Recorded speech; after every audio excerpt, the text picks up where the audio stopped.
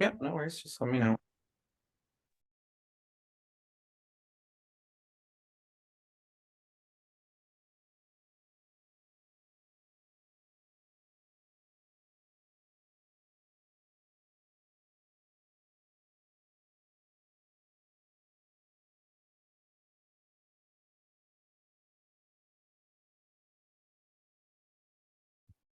All right, it is now 5:34, and I would like to call the special planning commission meeting of Tuesday, September 12th, 2023 to order. Dan, can you please lead us in the Pledge of Allegiance? I'd be honored to.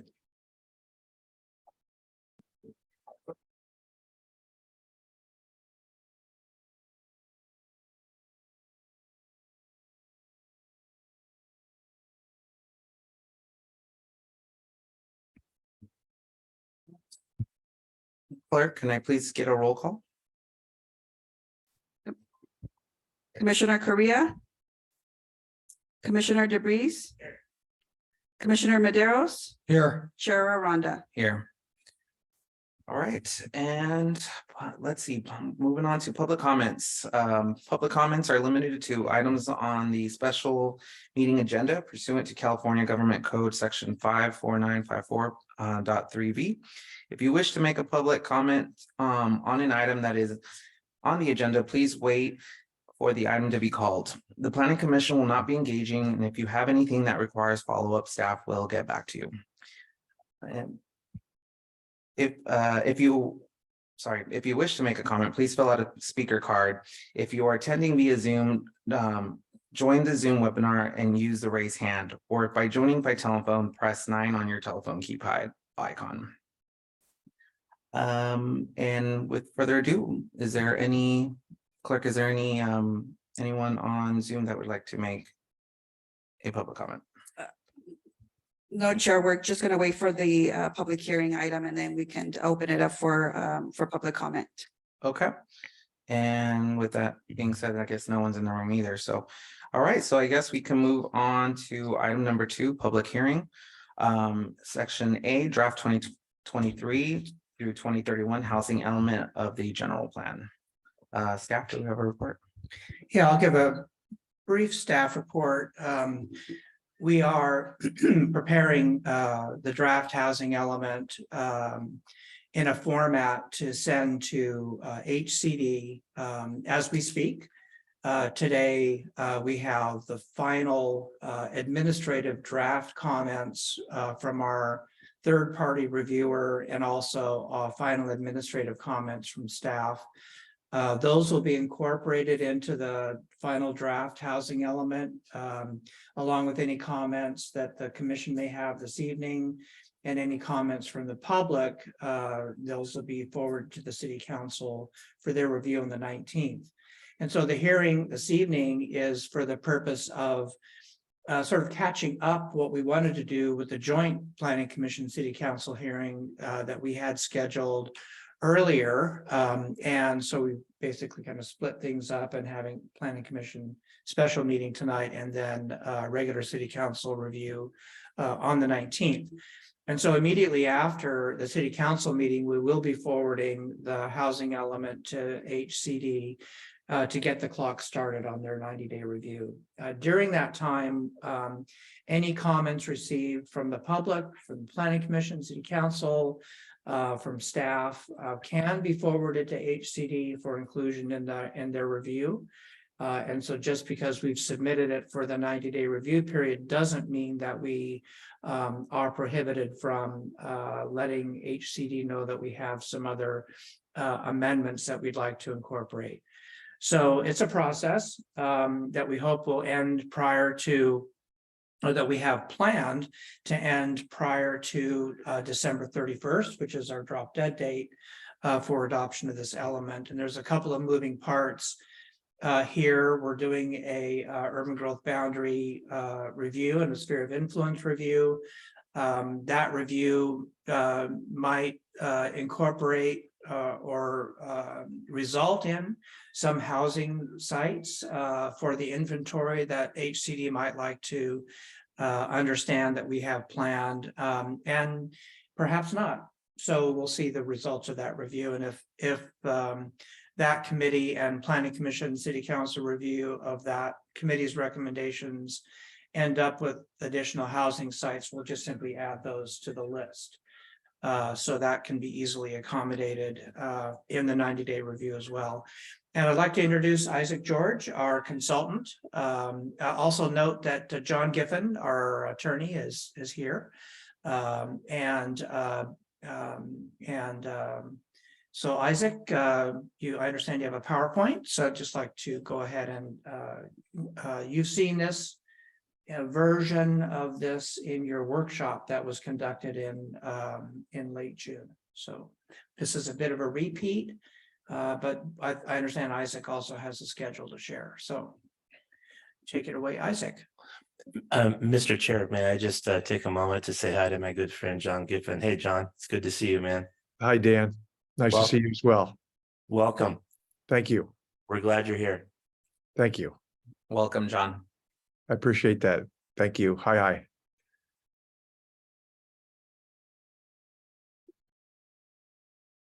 All right, Isaac, if you want to take it away.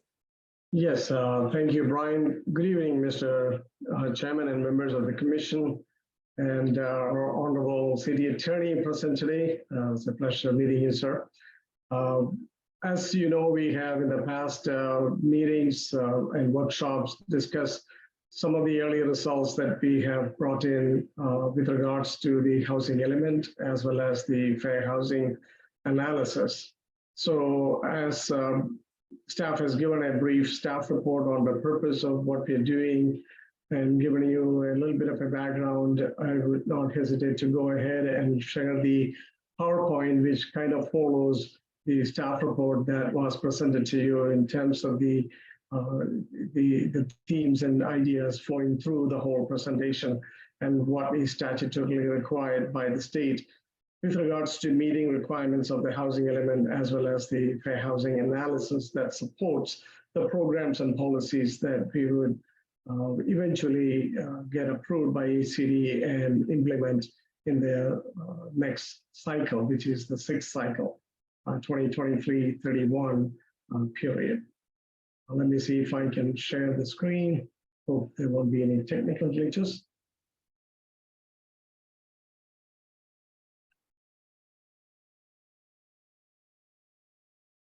The process, as we have seen, I would go very quickly since we have gone through the whole thing one time before, not to belabor it.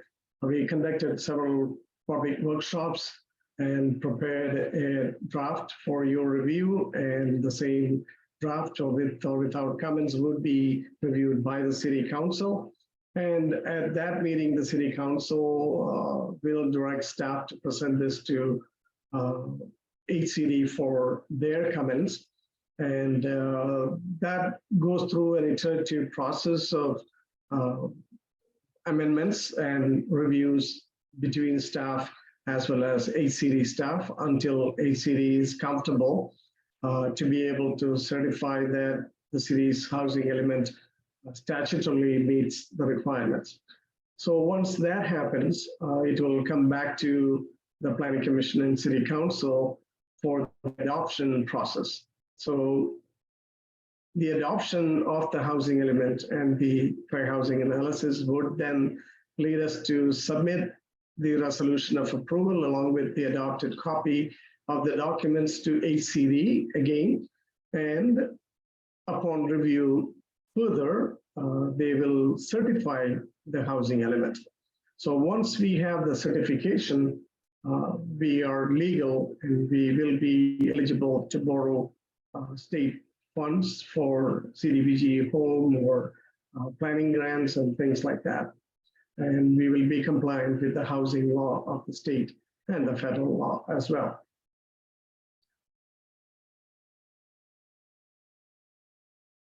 The Planning Commission met on June 27th, and we have had a brief discussion about what we were planning to do.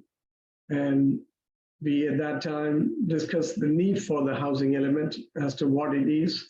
That is the city's vision and the plan on how best to provide housing for all income groups, and that's the key word in the whole debate. It is to be addressing the needs of all the income groups. We reviewed the existing fifth cycle housing element, and we incorporated new programs into it, performed a site inventory, and at the last meeting, the Planning Commission requested staff to provide a vacant land inventory map, which has already been included into the housing element that you have before you. As part of the fair housing analysis, the emphasis is on affirmatively furthering fair housing. It's a federal requirement. It's a requirement on the state of California, which then gets passed on to other jurisdictions such as counties and cities. So in addition to us doing it, the state also has to do their own fair housing analysis for the entire state. The fair housing analysis have certain components that must be addressed. First, as we talked about outreach, reaching out to the public, addressing their concerns, asking them what their needs are, and incorporating those into the fair housing analysis as well as the housing element. So we did the assessments, including a site inventory, and identified contributing factors, goals, and actions, which has resulted in the creation of new plans for the next cycle. We made some observations as we have done the analysis. And first is the demographic data and the results that we have found. Our community is a very small community with a rural community with about approximately 2,000 or so people. Majority of the population, 60% or over, is Hispanic. We have about 700 households in the city. More than half of the households are owner-occupied. That means a similar share of people are also renters. Persons per household is about 2.68, which is less than the state average, which is usually 3 or above. The median housing income, as we have seen at the last meeting, we discussed it. It is pretty high compared to what the state of California is. It's the median income of a household in the city is 92,000 plus, which is notable. However, we also have some poverty, approximately 6.7% among all female-headed households. And that is something that the state might come back and ask us as to what programs would you add or propose to take care of female-headed households and their needs. With regards to the crux of the fair housing analysis is reviewing few of the indices and indicators. One was about the diversity index, which talks about racial and ethnic diversity, which stands from 1 to 100. It's a scale. Moderate to high diversity index scores throughout the city of San Juan is observed, and the county as a whole as well. The eastern half of the city also has a high diversity index of greater to less than or equal to 85, showing some level of diversity. That's in the eastern half of the city. There have not been much change to the diversity index between 2018 and 2023. So briefly, there is some diversity index in the city, and there has not been much of a change in the diversity either since 2018. We also looked at the Gini coefficient, which talks about the income disparity. The state Gini coefficient is about 0.48. San Benito's is less than that. That means less of an income disparity exists in the city. The lower Gini index in San Benito is reflective of the lower overall poverty levels in the area compared to the whole of California. Then we looked at what is called dissimilarity index. It is the uneven distribution of racial or ethnic populations in different neighborhoods. So in some cities, you might see a particular racial group as opposed to the other, and that's the kind of situation we will discuss in a dissimilarity index. The index in 2010 was 0.308, while that in 2020 is 0.358. The change reflects an increase in non-white populations in San Benito County as a whole. Some of these data are not really available at the city level, but it's only available at the county level.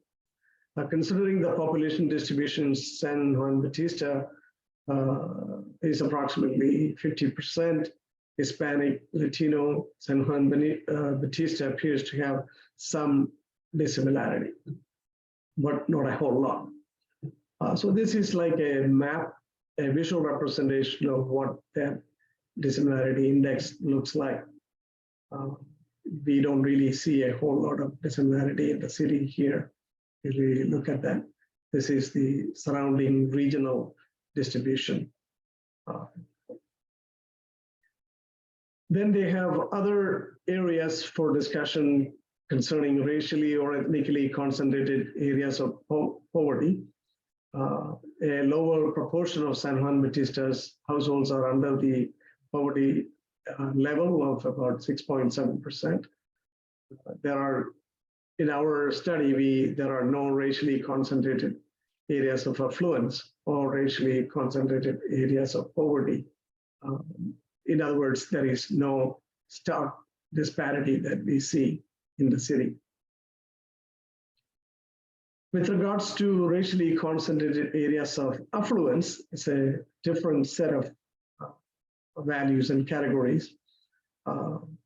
Basically, it is that it has to have a census block having a household income greater than 125,000 and median household income of greater 125,000 and a population that is 80% or more white. So it is a connective factor. So you have to have a median income of more than 125, and it must be at least 80% white. The correlation assumes that lower the income, the higher the diversity of the population. San Juan Bautista is not designated as RCA as most of the census tracts within San Benito County. So in other words, we don't have any RCA communities in the city or in the county.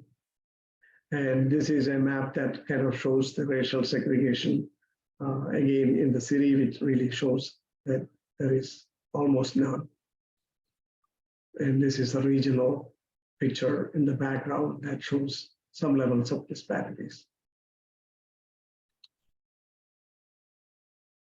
And this is again a pictorial representation of racially concentrated areas within the city compared to the surrounding regions. And we know that the city doesn't really have any noticeable indicators of that.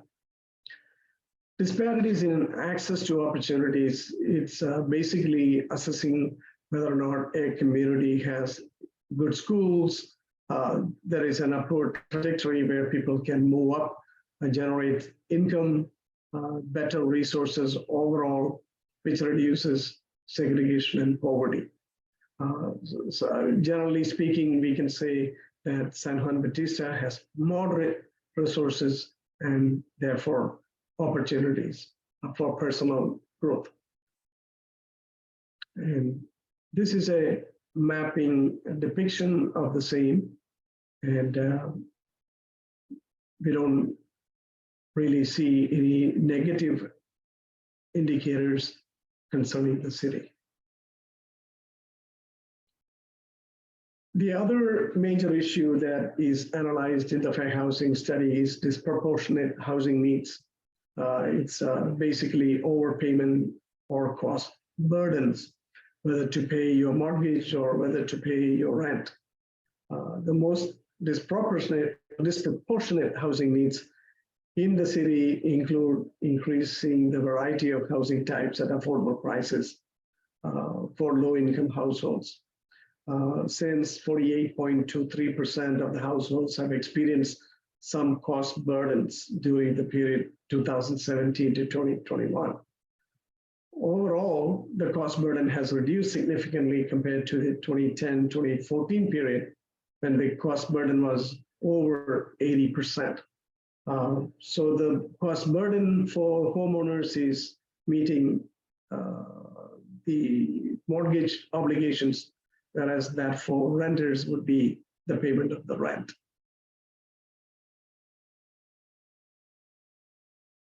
And the last point in the analysis in fair housing is displacement. And typically displacement occurs if we have a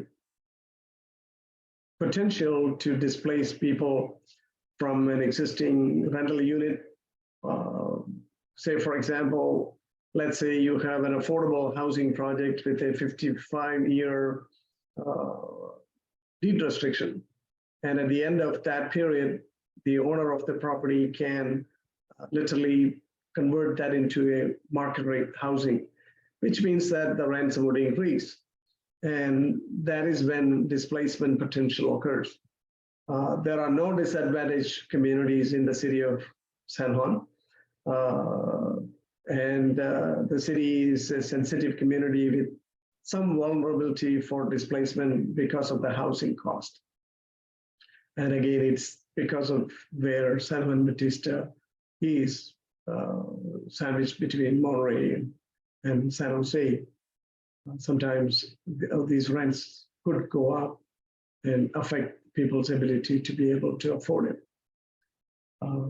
As we have mentioned earlier, we have prepared the site inventory as it relates to RENA, whether or not we will be able to accommodate all the persons' needs, especially those racial or ethnic populations, persons with disabilities, female-headed households, senior households, or low and moderate income households. So these are the groups that usually suffers from income disparities or housing discriminations, and therefore we have to make sure that our housing inventory is able to accommodate any of these land uses if a demand arises. It's not that the city has to build at its own cost, but the city can go after monies that may be available from the state or work with developers to be able to build a project, say, for example, maybe with tax credit monies or through some covenants where they would get certain benefits from federal or state agencies. And from these analyses, we have drawn up certain programs as was presented in the housing element. We will just go back to the discussion of RHNA, the Regional Housing Needs Assessment, just to put in perspective of what we have discussed. Our needs are really not a whole lot. It's about 88 units, which is nothing when you talk about thousands of units in major cities. This is something that we should be able to accommodate.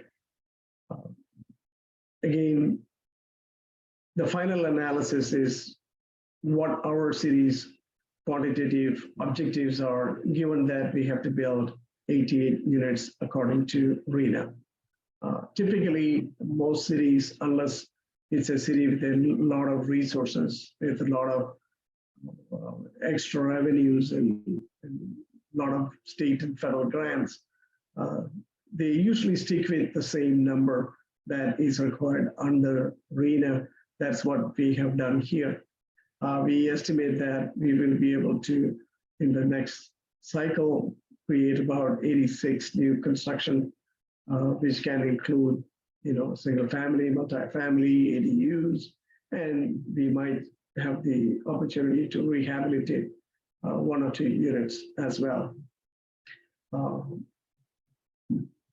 When we do our housing element update, the law requires that any changes to one element of the general plan, housing is one of the elements of our general plan, it must be consistent and compatible with all the other elements. Say, for example, what can they be? There are the land use element, the safety element, the conservation element, the noise element, and sometimes some cities have optional air quality elements if they are especially in an ambient air quality area.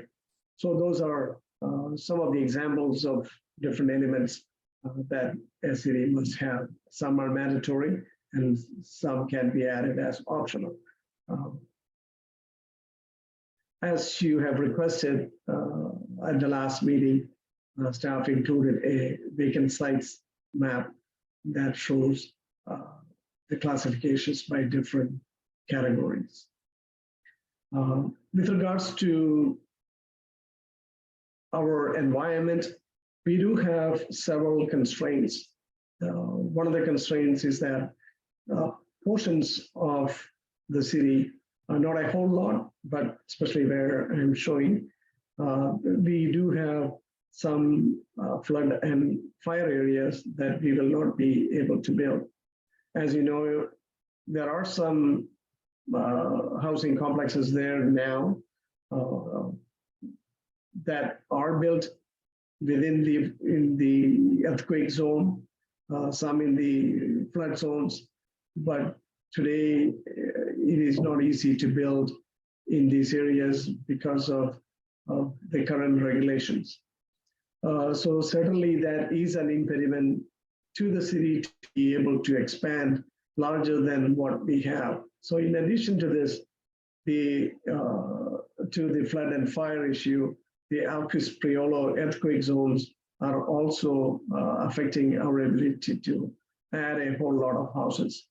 We also have undulating terrains, especially in the mountainous areas about here, that also prohibits the city from being able to build. So there is really very little area that we have, and if we have to add a lot of homes, we will have to annex small lands surrounding us.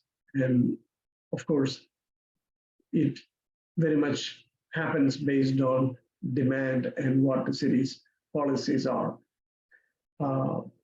With regards to the housing programs, we have looked at several ones that are existing and many are continued. So when you really look at many of the programs, they're not new, they are simply continuations of the existing ones.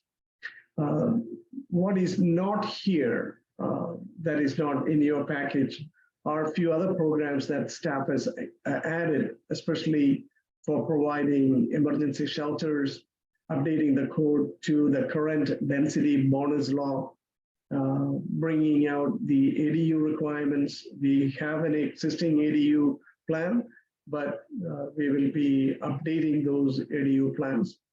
When we talk about ADU, there are two laws that binds it. One is the housing law, which is the typical ADU concept that we know. And then there is the SB 9 ADU law, that is a separate one. Under the housing element, the housing law ADU is the one that is enforceable, not the SB 9 one. And to a great extent, that is voluntary also.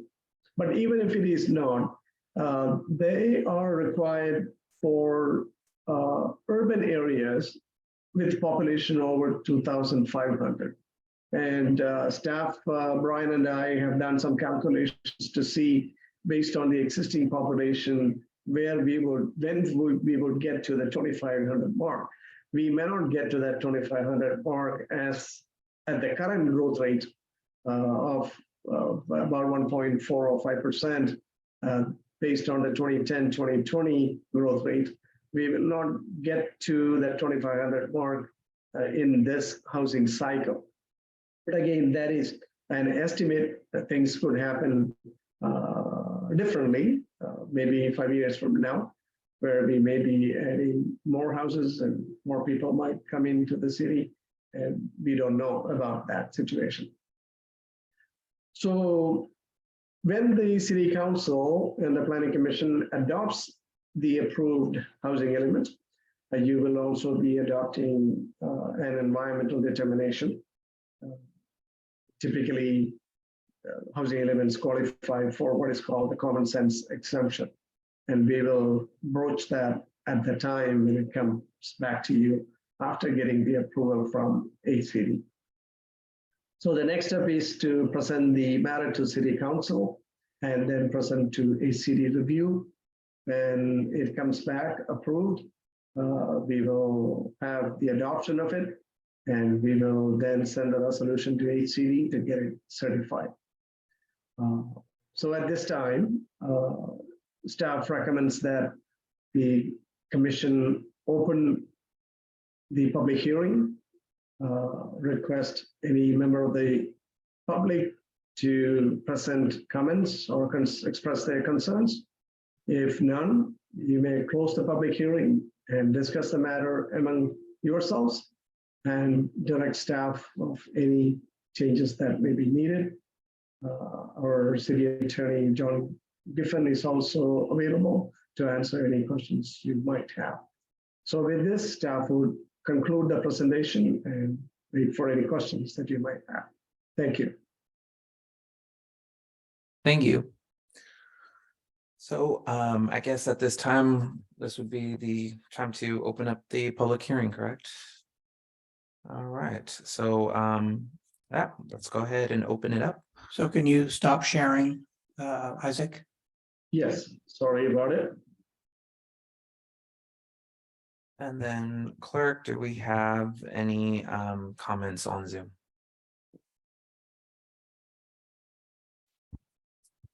Chair, seeing no hands raised or any public comments submitted via email. Okay. And then the next would be anyone here in the room. Seeing no one.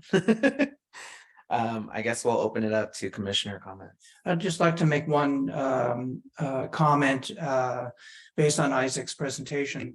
Just today, received notice from an HCD dispatch that I get periodically, saying that the state is considering, or it actually has passed legislation that would enable accessory dwelling units to be come for sale under a condominium process, which is very interesting because it doesn't require the division of land necessarily, and currently it's prohibited for ADUs to be sold separately, but this would of course really enable for sale units at very low income levels, and I think it's a great move on the part of the state.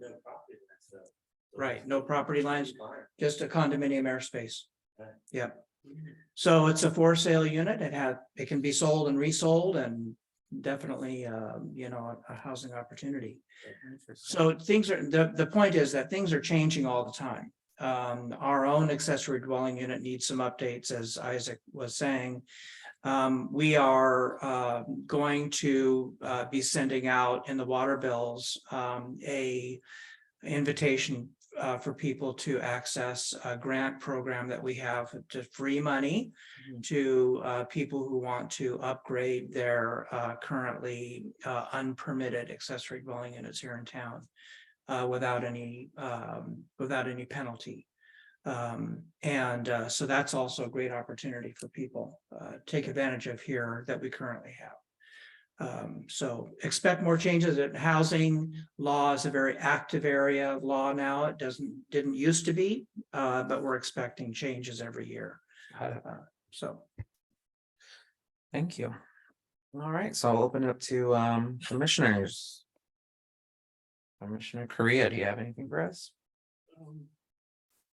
No comments really. I just very curious about this new law. I wonder how logistically how you would get that done. It seems like it would be terribly complicated to sell even a condominium airspace on an ADU, but this is California, so I guess we can do anything. No other comments. Yeah. We can do anything. All right, and then Commissioner DeVries. Yes, thank you, Mr. Chair. I had a couple of follow-ups on the thing that I intimated was most important to me last go around, and that was with, and Isaac referenced this, it's the vacant land inventory. And Isaac, you kind of went through this pretty quickly, and I've got page 4-10 in front of me, which is figure 4-2. Then I'm also looking at table 4-1, housing sites inventory summary. And I'm just trying to interpret this in a bottom line kind of way. How many units can the city of San Juan Bautista build hypothetically, conceivably now today based upon this inventory within city limits? Is it 135? Based on 4-1? At the bottom of that table, there is a total summary. Right. So that has a certain number, and that's the number that we potentially can build. That's based on what is called a realistic density compared to the actual density. And that number is the one that we can based on the amount of land that we have. Okay, so I think I'm looking at the right table 4-1. I think I'm looking at the right bottom line that says total 135. Does that sound right to you? I know those, we have made some changes on those tables because the ones that you have had some references to the fifth cycle leftover inventory and units to be built. We removed that because that's not required by law. Let me just quickly look at that statistic just to see what that number is, so I can give you a specific number. Thank you.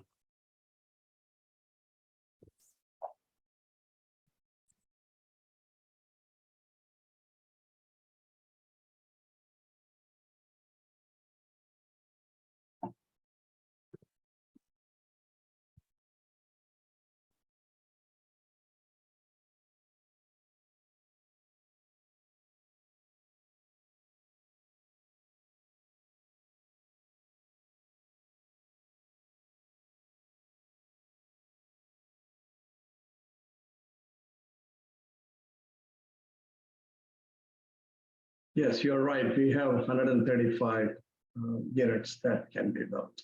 Okay. All right, and just to confirm, we have 135 and our arena number is 88. So we should be sitting pretty well. Yeah, we should have no problems. I don't think we are a candidate for rezoning requirements. I really doubt so. Okay. Thank you very much. Those are my only questions, Mr. Chair. Sure.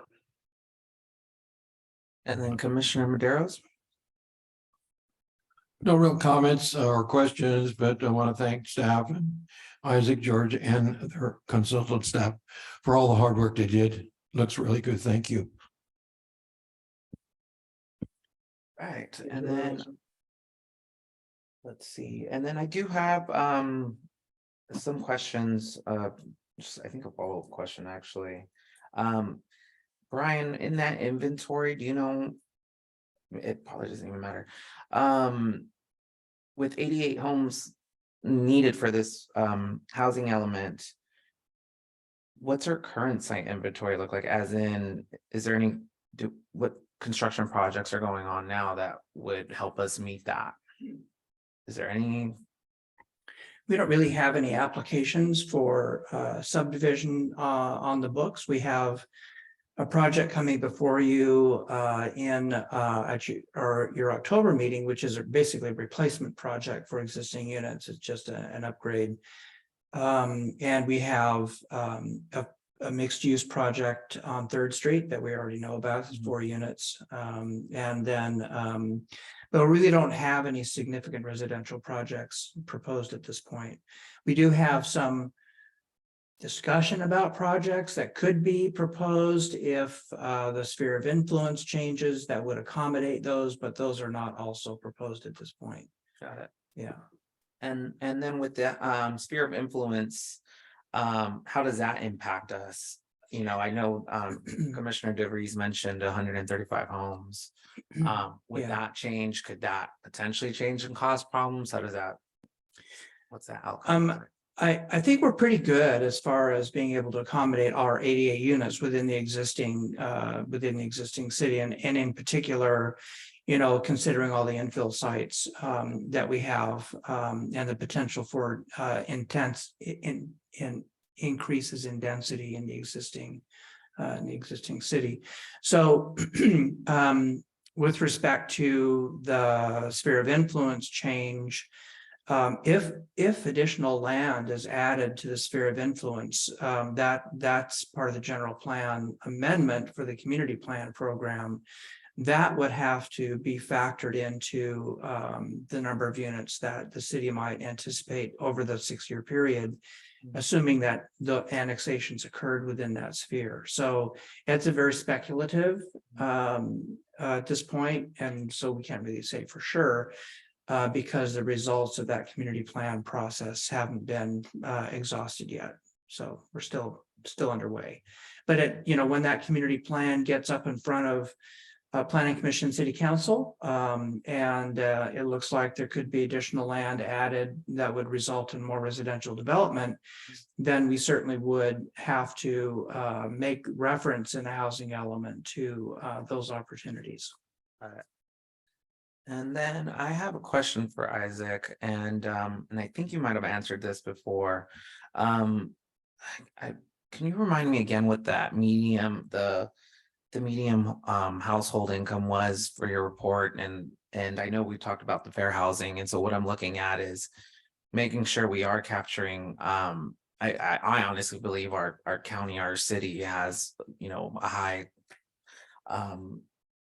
low poverty community, and I just want to make sure that we're capturing all that, and that those numbers actually just align with whatever we are when it comes to making sure we're addressing the fair housing issue, and making sure we have enough homes for those people when we do construct something. Yes, Commissioner, I believe our median income is $97,000 or $98,000. That's a very high number. Yeah, just it seems okay. It's a census data. Got it. Okay, cool. That's good. Yeah, and then I think that's pretty much it. And I think Brian, you mentioned ADUs can count towards the 88. Yes, they can. Okay, got it. I think that's pretty much it. I don't have any other questions. So with that being said, I guess we would adopt a resolution. Yes, adopt the resolution, moving it, sending it to City Council for review All and right. action. Okay, and then would I be able to get a recommendation from one of my commissioners? Well, David's looking that up, Mr. Chair. I just want to, Yeah, Commissioner DeVries has some. can I just articulate something, David? I said this to Brian kind of in passing or quietly, but I want to make it more public that I thought that his September 5th report to us and all this stuff was very well done. It just laid everything out, covered all the bases, and just a very factual boom, boom, boom kind of lineal way. And I thought it was just very well done, Brian. Good job. Thank you, sir. we could not have done but for the assistance we received from Brian. He has asked the right questions, provided the right materials. And of course, we have a team of 4 or 5 people working on it. So we made sure that we present something decent. That doesn't mean that HCD might not come and poke holes in it, ask us to do additional data analysis or programs, but that's the typical process. And we appreciate your comments and we enjoy working with you as well. Well, you're very welcome. And just in particular, I mean, this topic, this project obviously has a lot of moving parts to it with the equity in housing and all the different things.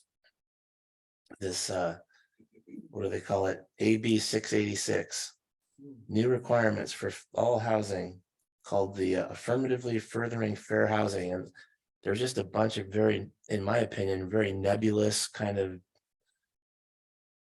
difficult things to cover, but the way that both you, Isaac and Brian collaborated to just lay it out in a very clear lineal way was impressive to me. So thank you again. Perfect. Thank you. And for Commissioner Maderos, if you just simply restate the recommendation, that would be appropriate. With respect to the motion? Right. Yeah. So, yeah, I was gonna make a motion, a resolution of the planning commission of the city of San Juan Bautista recommending to the city council that they authorize staff to forward the 6th cycle 2023 to 2031 housing element and the fair housing analysis to the state of California Department of Housing and Community Development for review and approval. Second. Oh, well, I was gonna say, can I get a roll call?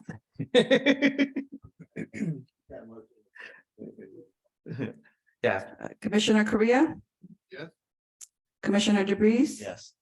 Commissioner Maderos? Yes. Chair Aranda? yes, Motion carried. sweet. All right. And then, oh, wow. Oh, then I guess I will be moving over to adjournment. The next regular planning commission meeting is scheduled for Tuesday, October 3rd, 2023. It is 6:21 p.m. and this meeting is adjourned. Thank you very much. Bye, John. Thank you. Take care, Isaac. Thanks, Isaac. Thanks, John. Bye, You're Brian. welcome. Thank you, Thank you. Isaac. Great work. Thank you, John. Thank you. Great Isaac. work, Brian.